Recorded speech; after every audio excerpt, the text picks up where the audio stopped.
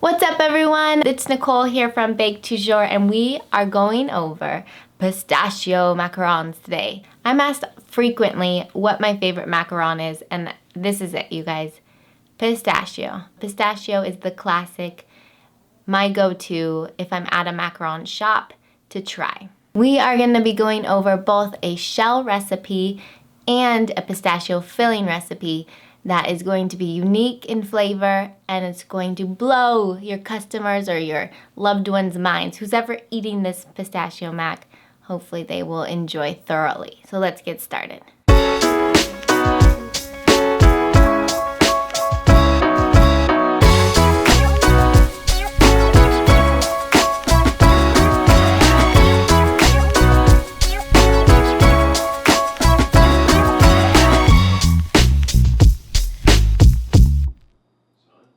So let's get started on the pistachio shell recipe. Let's talk pistachio flour.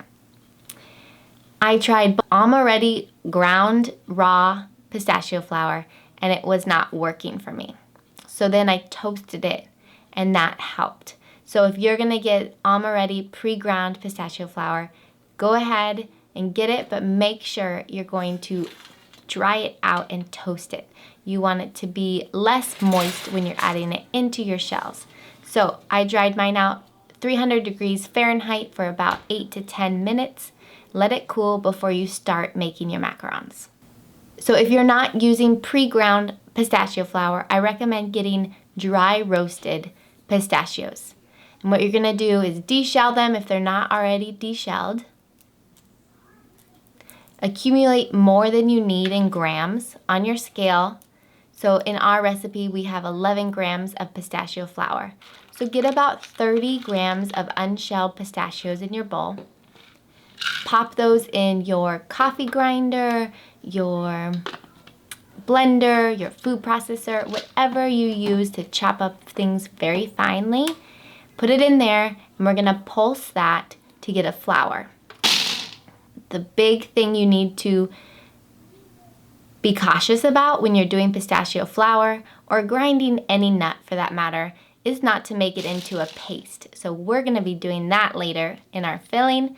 Right now we wanna make a dry flour. So we're going to pulse it,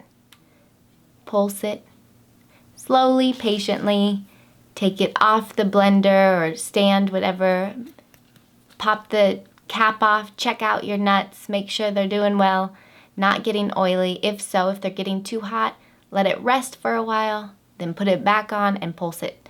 So what I like to do so I make sure I don't over pulse is I'll pulse till I have some fine grounds. I'll sift it through, see how much I get. That gives it time to rest, and then I put it back on my stand and pulse it some more. So I kind of do a process like that, where I'm going on the blender, pulsing, seeing what I get through in my sieve in my bowl, and then putting it back. You also want to make sure you're not pushing the pistachio flour too hard through your sieve, because that also gets the oils out, releases the oils, and makes it wet. You are going to have little bits of pistachios left over in your blender when you're trying to pulse it down to flour. Keep those.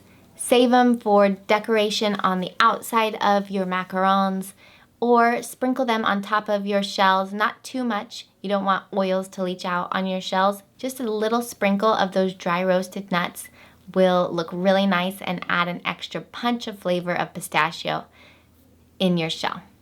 So once you have your 11 grams of pistachio flour for this recipe, you're just gonna go about macarons as you would normally.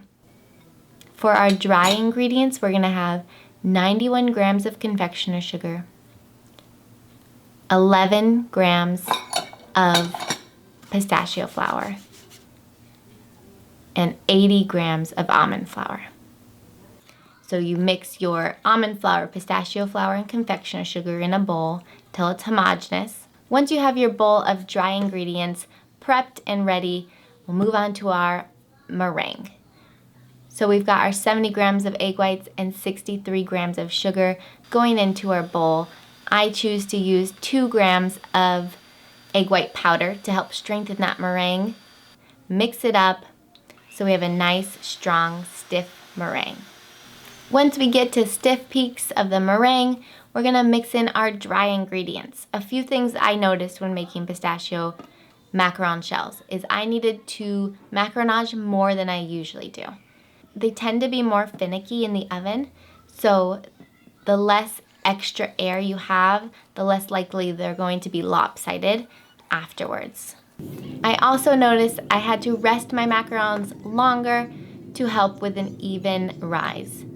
Make sure those pistachio macarons are dried completely before you put them into your oven. You want to bake these a little bit lower of a temperature.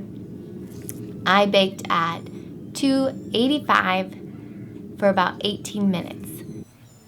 Flip your tray halfway through, bake for even baking and less possibilities of lopsided macarons. Once your pistachio shells are all baked up and beautiful, let's get started on the filling recipe. We start with a pistachio paste. So I'm gonna give you guys two ways of doing this filling. One is more time consuming, but I do think it tastes better. And the second one is great as well, but it's gonna save you about a half an hour of time. So when we're making the pistachio paste, you're gonna want to get raw pistachios, unsalted raw pistachios. Then we're going to blanch those. So put them into water and just boil them and let them sit for about 5 minutes.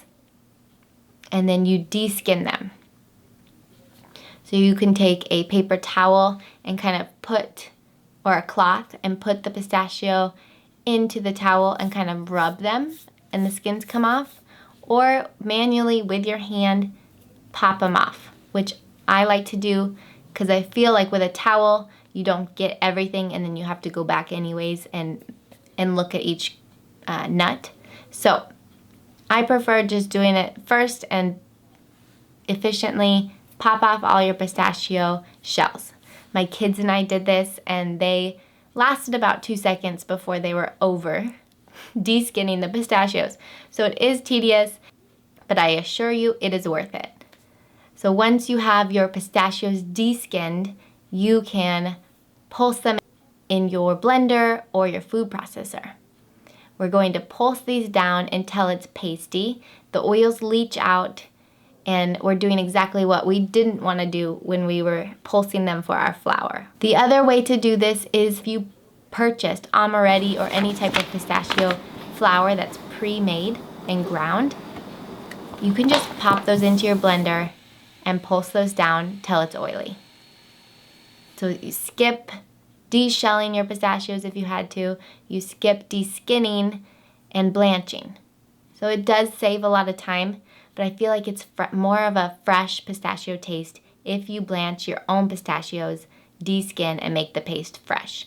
So let's get to the recipe. If you're using your own pistachios, you're gonna want about 160 grams of pistachios to be in your food processor. When we're using our own pistachios, we have just boiled them in water, and so they've taken on some moisture and they're wet. If you have just a nut flour, they have not taken on moisture and it's pretty dry. So I recommend 160 grams of your raw blanched pistachios, or if you're doing flour, 130 grams of pistachio flour. From there, we're going to add 155 grams of confectioner sugar. Pulse that in there with a tablespoon of oil.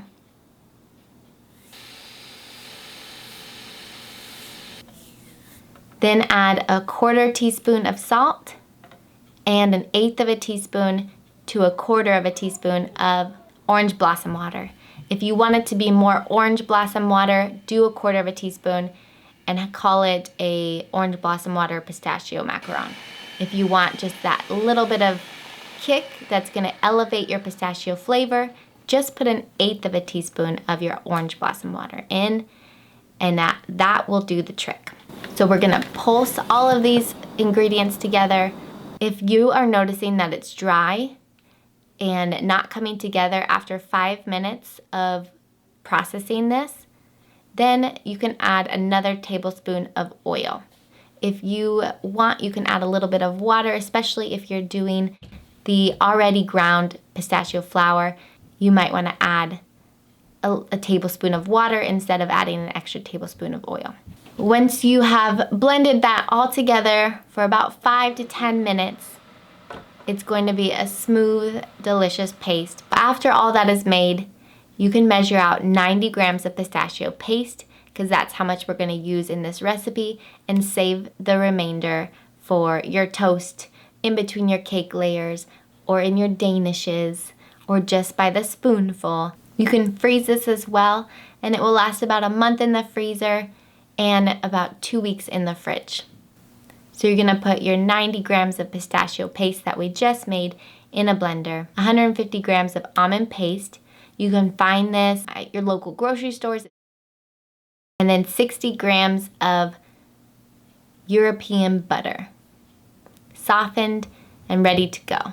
You're gonna pulse all that together in your processor till it's nice and smooth. Taste it, see if you like the sweetness level. You can always add a little bit more confectioner sugar, or if it's a little too dry still, depending on how your pistachio paste turned out, you can make a simple syrup on your stovetop, a 1-to-1 ratio of sugar to water. Boil it off so the sugar is dissolved, cool it down, and add it to your mixture as well to get it to loosen up a bit and get a little bit sweeter if you don't like the sweetness level. Once your macarons are sandwiched together, store in an airtight container for 24 hours at least, and then enjoy. These will be good for a long time in your refrigerator because the filling is not too moist.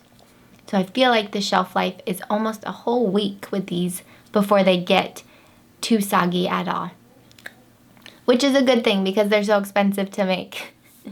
So please let me know if you guys have any questions or comments below. And in my newsletter, I will make sure to map out what kind of pistachios I use because it is important for each element. If you guys want to subscribe to my newsletter, I will put a link in the description where I weekly will be giving out more content, information on macarons, talking about the lives we do here on this channel weekly, and possible virtual classes on how to make macarons coming very soon. I won't make it easy for you now. You got 2 minutes of my time. I don't know if I should have given this recipe to you guys. Oh my goodness. It's so delicious. So pistachio.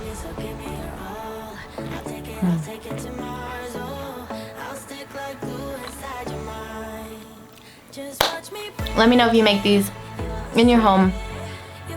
It's a great task for your kids to do with blanching the pistachios.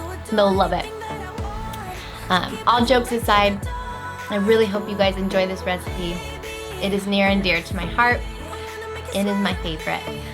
Please enjoy, and thank you so much for subscribing, for watching.